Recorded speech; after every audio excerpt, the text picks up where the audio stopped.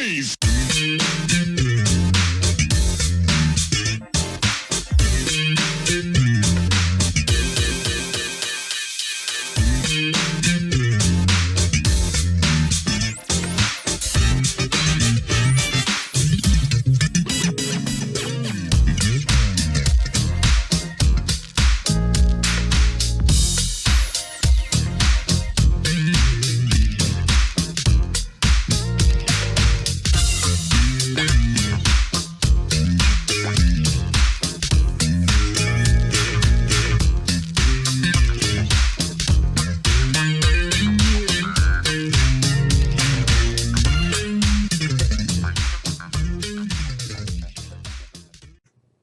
Hello and welcome to another edition of Truth and Rhythm.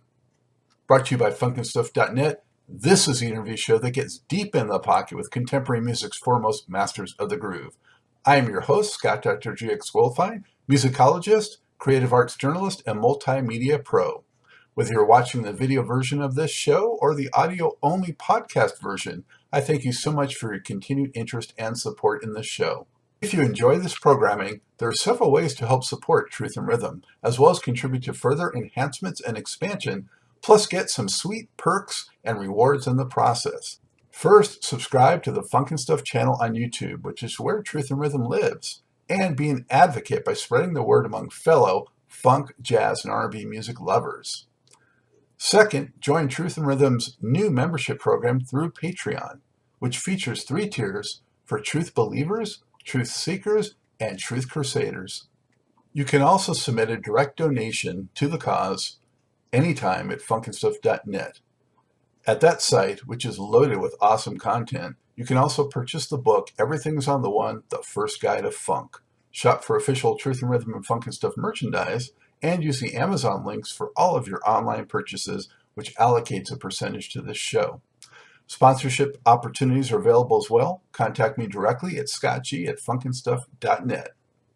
For those of you who go the extra step in supporting the show, you have my heartfelt gratitude for allowing us to continue to shine the light on those special artists whose quest is to find truth in rhythm. I'm honored to welcome to the Truth and Rhythm Mothership drummer, co-founder, and ongoing leader of the seminal funk group, the Fatback Band, Mr. Bill Curtis. From 1972 to 1988, Fatback released more than 20 studio albums, and between 1973 and 1983, placed 12 singles inside the R&B Top 40. Their classic dance tracks include Yum Yum, Do the Bus Stop, I Like Girls, Freak the Funk, King Tim III, Gotta Get My Hands on Some Money, Backstrokin, and On the Floor. The group has continued to tour leading up to the pandemic and plans to return to the road as soon as possible and deliver new music in 2021. Bill, thank you so much for joining the program. How are you? I'm doing great, Scott. Glad you invited me. I'm glad to be here. You forgot one of the tunes, man. One of our favorite tunes, I Found Lovin'. Ah, of course. There you go. Excellent. There's so many, it's hard to name them all, but we'll do our best. I know. I can't keep up with them myself, man. So, hey, so good to see you, and so much appreciation to come on the program, and been a big fan for so many years, and it's great to have you on. You don't know how I've been waiting for this, man. I'm ready. Excellent. Where are you coming to us from today, Bill? North Carolina, Fayetteville. Oh, I didn't realize you were so close. I'm right in. Yeah. You know where Mooresville is? Yes, I know where you are. Oh man, nice. All right. You bet there at the airport. Not too far. Yeah. So, you keeping free of the madness as best you can since. Yes. I contracted the virus in July. I was in hospital for 10 days. Oh, wow. And I recovered, thank God, and I'm still here. And hey, man, that was the experience. Well, thank God for that, man. Wow, I didn't know that you'd had it. So yes, yeah. Whew. Well, and you guys have done some streaming events this year, right? And kept busy, right? Yes, yes. I'm trying to keep up, man. That listen, it's hard for me to keep up with what's going on. Stuff changes and happening so fast, man. When I get the knack of one thing, they go on to something else. So yes, we did some streaming. We did uh, a Thanksgiving show, and then we tried a Christmas show, but it didn't come out so well. But it ended up doing a podcast where they called Kicking It with Bill. All right, that sounds like something that maybe we need to do on a regular basis. Well, I'm planning on doing one a month, Kicking It with Bill. Oh, perfect, perfect. Yeah, it's been a learning experience for all of us, but Yeah. at least we have the technology, right? Oh, yes. Well, one thing that happened with the pandemic, it caused me to learn more about the new technology. Because I have time now, I'm home, I ain't got a damn thing else to do, so I'm learning the technology. Uh-oh, you might have to give me some pointers then, because I'm still learning too. I have the bass player, my good man Zach. He's teaching me. He's an expert on that. He be stumbling and fumbling, but he's he's very good. Well, he helped us out a bit today, and I appreciate that. Much thanks to Yeah, him too. So let's jump right in, Bill. I'm Uh, ready, man. how did you choose a life in music way back when, and why the drums? Oh, well, I started out around when I was 6 years old, playing the. My mother was giving me piano lessons then. I started piano lessons, rather. And my mother always had a piano in the house and everything. She played a little, and that was her instrument. She loved the piano, and she wanted me to play piano. But she had a boyfriend who would come by and play piano, and he would come by and play, and they would jam. He would bring his buddy over, and his buddy was a drummer, but he couldn't bring his drums over and everything. But he'd do an invitation, what they call now the beatbox. He would, while he was playing the piano, he would be doing the beatbox while he was playing, and I thought that was exciting and fascinating. That's when I fell in love with the drums. I wanted to be a drummer because I liked those sounds he was making with his mouth. And but I had to continue keyboard piano because that's what my mother wanted me to do. But when I got a chance to switch when I was around 9 or 10 years old, I told my mother that I started ducking the piano lessons, wasn't going. They couldn't find me because the kids would always tease you about, you was a little sissy playing piano. So I decided I wanted to be a drummer. So when I went to high school, I got in the band and I started playing drums. And that's when I fell in love. And my father sent me a set of drums. And that's how I started playing. I couldn't play them, but I could bang them. Who were some of your heroes or biggest influences? What type of music did you really gravitate toward? Uh, Back in the days, R&B. R&B was the music back in the days. What R&B and blues, that's what we did. And I'm a big Louis Jordan fan. I'm a big uh, I was a big band. Buddy Johnson, Lionel Hampton. Back that was those were my groups back there, and and I didn't go too much for the jazz group, but I went for the big band rhythm and blues bands. And my favorite drummer back there was a drummer they called Foots. He played with Buddy Johnson, and I would whenever Buddy Johnson would come through town, I would sneak out and try to see him, and I would stand by the bandstand and watch Foots. And it happened when I went to New York. I met him. And did you grow up? You grew up in New York, right? No, I grew up in Fayetteville. Oh, I really? went to school here, graduated high school here. I moved to New York in 1950. Okay.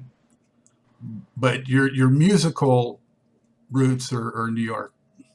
Well, I started playing in Fayetteville with a local band called the Fairley Brothers. I played with them. They taught me how to play. The reason I was the only one who had a set of drums, and my mother wouldn't loan the drums out to anyone. You know, they would come by and say, "Could we borrow the drums?" She said, "No. If you want the drums, you have to take my son." And so, but they were saying, "Well, he can't play." Well, you can't get the drums. And so they were stuck with me. But what they did was they would take me out there and let me try on the first tune. Then they said, "Do you mind letting this drummer sit in a little bit?" And he ended up playing the whole show. Then they'll let me play the last tune just so they could say they did let me play. And but by watching him play and everything, I kind of got the knack of what was going on and everything, and I kept practicing and till I kind of was able to keep time.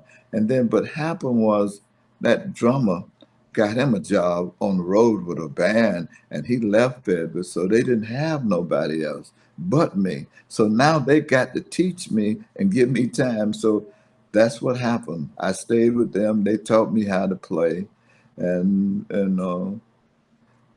about 6 or 7 months with them, I was playing drums. And then when I went in the military, I still played drums. I played drums all through my Army career. Did you get deployed in your service or what? I was in special service. Yeah, I was in a combo.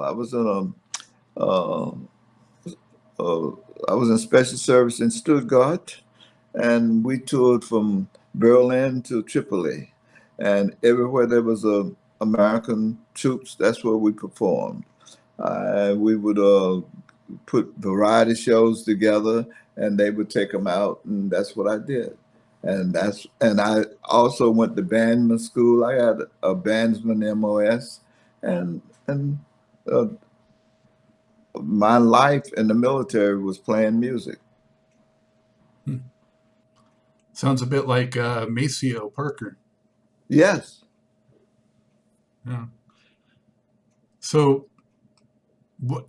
I understand you did some session work before Fatback actually got going. What was your first in the studio experience? Oh, I'm trying to think. The first one I went in the studio was with. I first started out doing demos, like playing demos sessions, and then people would come down, to the all the musicians would hang out to a bar downtown on 52nd Street. And when the studios up there would need to do a demo, they'd come down there and get the musician. They need a drummer, they need something. But that's what I started out as a demo drummer. And so some of the demos that I made was I remember the guy, what was his name? The one that played the organ grinder. He was an organ player. I can't think of his name right now, on Atlantic Records. But that was one of my first demos we did. And then I did a lot of demos with, what is this guy? And what is his name? Bedlow, Jimmy Bedlow. Anyway, he did, he would do demos for songwriters, and the songwriters would come and get us to, get a rhythm section to play behind him. I think his name was Jimmy Bridlow. That was his name. I used to do a lot of sessions with him, demo sessions with him. And my first record session, I think, was with Red Prysock. Hmm.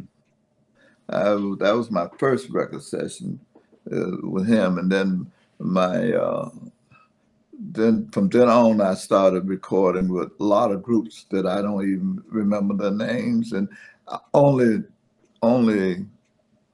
name one was Bill Doggett, and next one was Cecile Austin, and I also did some things with Big Maybell, and I did albums with Climate Fatter, and I did uh, trying to think of some more groups I did. Uh,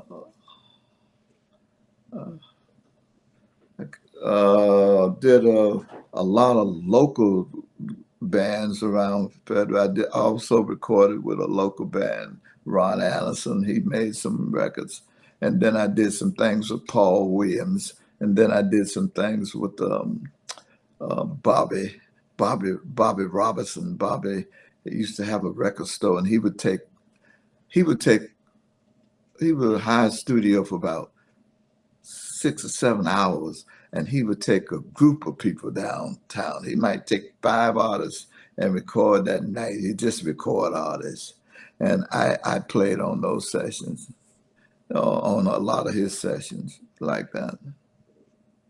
So you were pretty seasoned by the time, you started thinking about doing Fatback. And what made you decide that you wanted to kind of do more of your own thing? Oh, well, what caused me to do my own thing was when they blackballed me from sessions. They blackballed me from downtown from doing sessions, and because I was uh, I showed up on the session without my drums, and I was late coming in, and so if a new drummer's coming in town, taking work away from all the old seasoned drummers, first thing they do is going to tell uh, contractors, don't have Bill. He can't make time. So the word got out about that session. So the contractors quit calling me. So they kind of blackballed me. So I started producing myself. I started producing. I started my own label. I started producing a couple of acts and doing stuff like that. And then I organized my band. And when I organized the band, I was doing cabarets and dances around New York and stuff. But very busy. I was very busy. But then the band asked me, he said, Bill, since you're out there producing those other acts that I had on my label was The Puzzles, Mary Davis, Jerry and Paul, and a couple of more acts. I can't call the names right now, singers. He said, why don't you do a session with your band? You got one of the hottest bands around town. Why don't you record them? And so I said, I don't have anything. Say, let's go in. So we went in the studio and we we recorded. I got to tell you how I got to the studio in the first place. How I got to the studio to record it. No, it didn't happen that way. I got to remember going back. I'm thinking back. I think what happened was, oh, I made this demo with my band, yes, but nobody was buying it. I shopped it, all the records, big record companies. I carried it around. Nobody didn't like the material, didn't like what I was doing. But it happened that I ran across a friend of mine.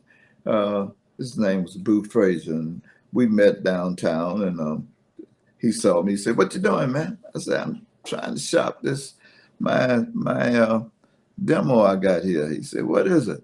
I said, "This is my band." He said, what kind of music y'all doing?" I said, "I'm doing country and western funk." And he said, "Country and western funk? I ain't never heard of that." I said, "This some new stuff, man." He said, come, I'm just starting a label, man." He said, come by," and gave me his card and said, "Come by tomorrow, man." And next day I went by his office and he said, "Yeah, man, country and western funk." He gave us about $600 to go in the studio to make an album. And we went in and did 6, 7 tunes on that album, I think. And I think the closest thing we came to country and western funk was Wichita Lineman, and it was another tune going on at that time I can't think of now.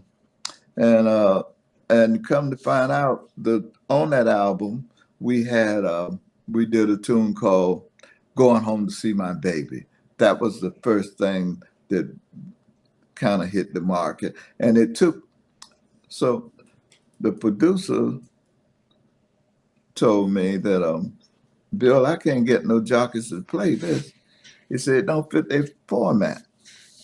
He said, it's a little too loose," and that time, uh, hi-fi, I think it was hi-fi, was in, FM was in, and they had a certain sound. But Fatback didn't have that sound. Fatback was raw and street sound and that kind of stuff. And so jockeys wouldn't play it, wouldn't play Fatback music. So they would say, "We can't get it played." But it happened that Frankie Crocker ran across the record.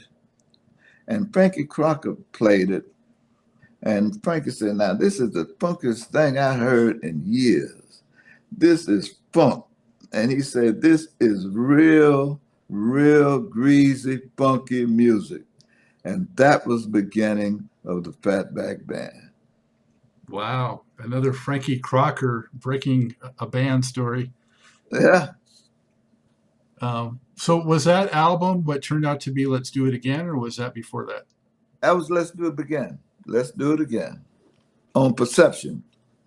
Yeah. And the name of the group came from Louisiana influence, is that right?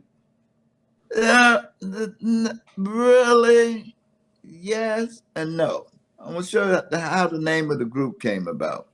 Like I said, I was playing with doing cabaret, but then I was playing in Ron Anderson versatile band, and in that band was all musicians that did sessions during the day, and at weekends they would play cabarets and dances.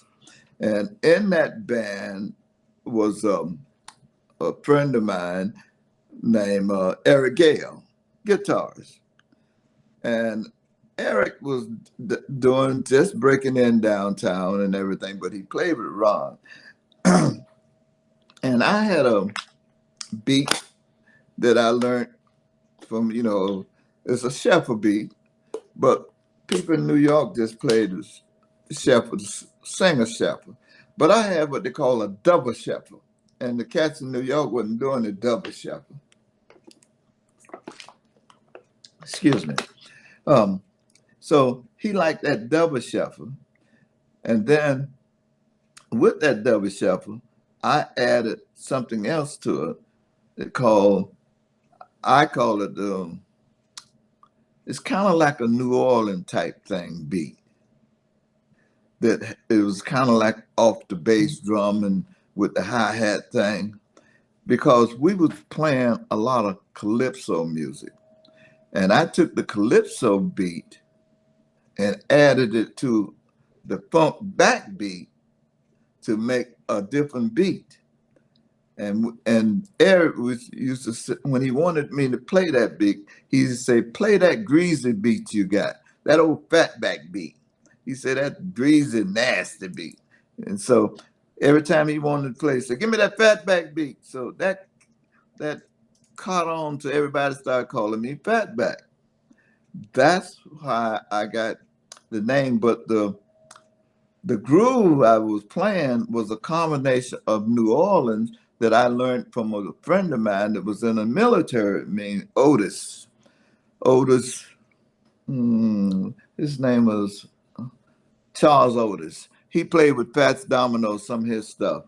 and he taught me that New Orleans beat. So I added that beat to my West Indian beat with my funky Southern beat. That's how it came out to be Fatback. The Fatback stew. Yeah, Yeah, a little bit of like Ziggy of the Meters, a little bit of Clyde Stubblefield, and a little bit of yeah, yeah, Bill yeah, Curtis's own special sauce with that. yeah. How much were the sounds of that period really influencing you in terms of, it was right around when funk was really starting to just hit it. Well, uh, what happened with that sound on there? I was playing, the regular backbeat because I played with Paul Williams for quite a while. And Paul and Bill Doggett taught me, all I was doing was playing the backbeat, and I got tired of the backbeat.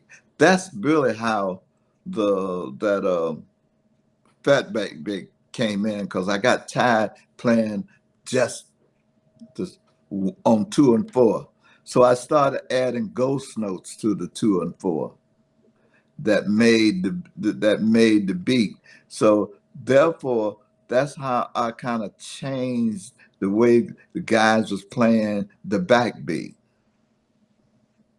And because I didn't like the way the drummer was playing during that time. All they do was just sit back there with, just seem like they just sit back there and hold that same beat.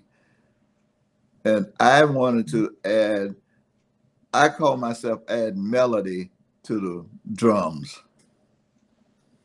That's what I would call. That's what I call playing. To myself, I was playing a melody. Did you tend to favor a fairly scaled down drum kit or a big, large kit? I had a large set. I didn't have. I used when I was recording and stuff. I didn't use nothing but snare drum, bass drum, hi hat. But when I went out to play, I used a big kit. I used 24-inch bass drum, and I used the big snare drum, and I used the tom tom. But mostly, when I record, I was a strictly uh, a hi hat, snare, and bass person. I didn't use that many cymbals. Mm-hmm. And just to be clear for viewers, by tired, you meant bored, not tired, tired, with Yeah, yeah, the that's 2/4. bored. Yeah. The 2 and 4 was boring. Yeah. Yeah. I got you. Yeah, and I just wanted to in order for me to be more exciting, I call myself put me a melody at dum thing, little with my left hand. Mm-hmm. Yeah. So uh, Jerry Thomas was a key collaborator, and he's been on the show. I had a great time with him. Great guy, and such a talent too. How did you guys meet? What is your side of that story, and what stood out to you about Jerry? But Jerry was also in that band, Ron Allison. He was in that band playing trumpet, and so I have to go back and tell you how all this come about. I also was playing in the band, and I would go, and I also worked up in the Catskills during the summer. And during that time, Motown was coming out with a new sound and a new everything. But the Ron Anderson band was strictly a R&B blues band. You know how the bands back, swing band back in those days. And Motown was branding something different, and I was digging what Motown was doing. So I'm thinking about, hey man, they should change this band. We should quit playing the blues the way we're playing the swing. We should start learning some of them Motown tunes. We should be doing more of that instead of doing that. So that gave me the I got the idea that I wanted my own band so I could play the new style of music because I was digging it. And I, working up in the Catskills, I was working with a keyboard player named Bert Dakota. But he had, I can't think of the name, his name, but everybody called him Bert Dakota. And he was a Motown man. He was in the studio recording, and he learned the knack and the pattern that Motown was using. And we would sit and talk and everything. And he would told me to really study the Motown and learn the system. And so I studied Motown. So then I decided to get my own band. And then when I got me 3 or 4 pieces together, and I asked Jerry, I said, Jerry, I said, I'm thinking about getting my own group. And he said, okay, okay. I said, I don't know when, but you think you'd be, you want to join us? He said, let me know, let me know. Okay. But in the meantime, Jerry goes over with and started playing with Jimmy Castor. And then I went out and got my group together with a friend of mine called Warren Daniels. And Warren Daniels and I had a group together, and we would play dances. When Warren had a dance, I go play with his band. And if I had a gig or something, he would come play with my band. And then our book got kind of heavy, and we started bumping heads that I was getting too many gigs and he was getting too many gigs. So I had to get my group myself. So I had to figure out how to get a group. And Warren told me about a guitar player over in Holland. And he told me to go there and visit him. And he gave me his number, and it turned out to be Johnny King. Johnny King, I went over and spoke with Johnny King. I told him I'm trying to get a group together, and I don't, and he said, okay, I'll join you. He said, do you have a bass player? I said, no, I don't have. He said, I got a bass player, my bass player. So that was started with Johnny King and Johnny Flippin and Bill Curtis on drums with a conga. That was our first, uh, I can't think of the Wolford was a conga player.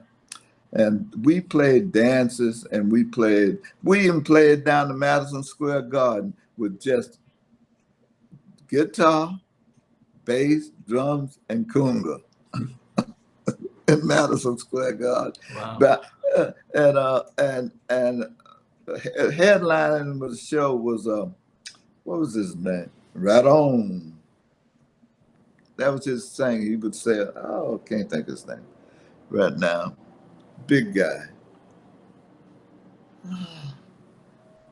Anyway, but we played Madison Square Garden. Oh, So Barry and White? Barry White was headlining. Yeah, Barry was headlining. We played on that. I don't know how we got on there, but we was on that.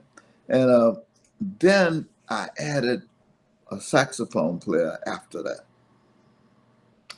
And then the group so when we got the record date, I had added an organ with us. And the organ player was named Bobby Hamilton. And we went down, and he was on that Let's Do It Again album. And now how Jerry got down was when the organ player decided he was going someplace. He had another gig, was going somewhere, and so I needed a keyboard player. Jerry came in as a keyboard player with the band. And he came and started recording with it. He did a lot of recording before he joined the band. Yeah, how Jerry joined the band was Jerry and Jimmy. Jerry wrote a tune that Jimmy didn't like and didn't want. He didn't say he didn't like it, but he wasn't going to record it. And Jerry brought the tune to me, and I said, yes, I record. That was Spanish Hustle. Wow. Jimmy turned Spanish Hustle down, and I recorded it.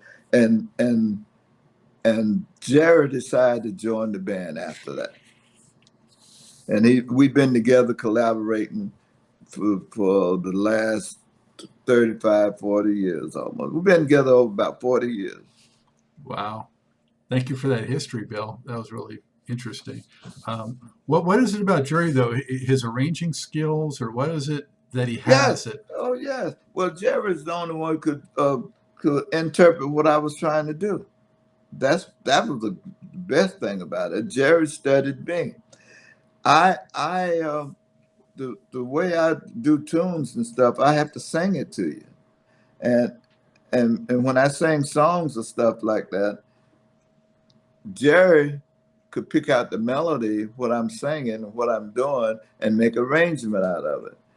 And in the meantime, I'd probably be singing out of tune, didn't have the right key, but Jerry could cipher all that stuff and put arrangement around it as crazy as I was doing it.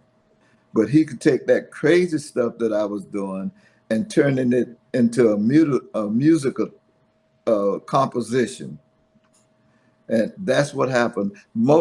He all that stuff like Special Girls, uh, Backstroke, all this stuff that I was doing.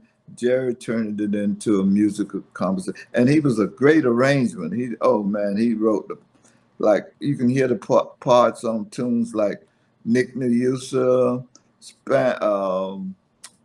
Spanish Hustler, his arrangement, and I think we have some all the tunes after all the perception tunes. Jerry did all the arrangements on.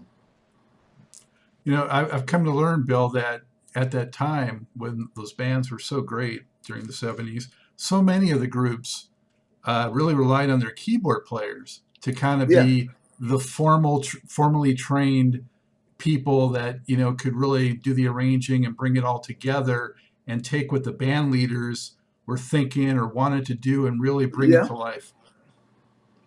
yes, and that's what Jerry could do great. Jerry did his best arrangements on the subway on the way to the gig. On his way to a session, that's when he would do his best arrangements. Wow. Was it awkward at all sharing him with another group? How did you navigate that? Now, we we didn't really go that far. Jerry made a decision to leave Jimmy and join Fatback after Spanish Hustle. Okay, so there was only a year or two of crossover. Yeah, yeah, yeah, something like that. Hmm. And Street Dance was the first real success for Fatback in terms of singles success, right? So how did that start to change the group and your vision for it? Uh, I I don't really remember that much the street dance. The one that changed the vision of Fatback was Going Home to See My Baby because that was the first house song. And street dance was the first street type music, and it was a type of song that high school bands would play. That's how it really got popular through high school bands and and street and local bands because it was so you know very. It wasn't complicated. It was just right there and right on the funk and right in your face. But Going Home to See My Baby was a different style, and my style. I tell people that we was like 10 to 15 years in front of ourselves. My style is the style of music that you're hearing now. My style back there when street dance and Going Home to See My Baby, that was my style. Now they call it beat music because it's nothing but a beat and the drums and the bass. And that's all you hear on Fatback music. The instrumentals, like when I have horns coming on the session, they would say, "I don't know why Bill Highness, you don't ever hear him on the recording." You know, because when he mixing, he gonna mix them all out. All you're gonna hear is drums, drums It and starts and bass. ends with the drums for sure. Yeah. He said, all you're going to hear is bass and drum. Well, that was my concept. I, I don't know how I came up with that concept. It's just, maybe it could be the first engineer we had at Blue Rock, Eddie, Eddie Cardigan, I think his name was. It could be because whenever we got ready to mix that first song, Eddie said, Bill, let's don't mix this. Let's leave it like it is. And just let's tweak a few little things and leave it raw and raggedy and funky like it is, because that's a sound in itself. And that's what we did, and that's been my pattern for the last 40 or 50 years. Yeah, well, and it rendered so many hits and it stood the test of time. So Yeah. obviously you were on to something. I didn't know it though. There's much more to this great Truth and Rhythm interview. Just continue on to the next part of the episode. Also, be sure to subscribe to this channel. If you've already done so, please share it with friends. And become a member by joining Truth and Rhythm on Patreon or consider donating at funkinstuff.net. Thank you very much.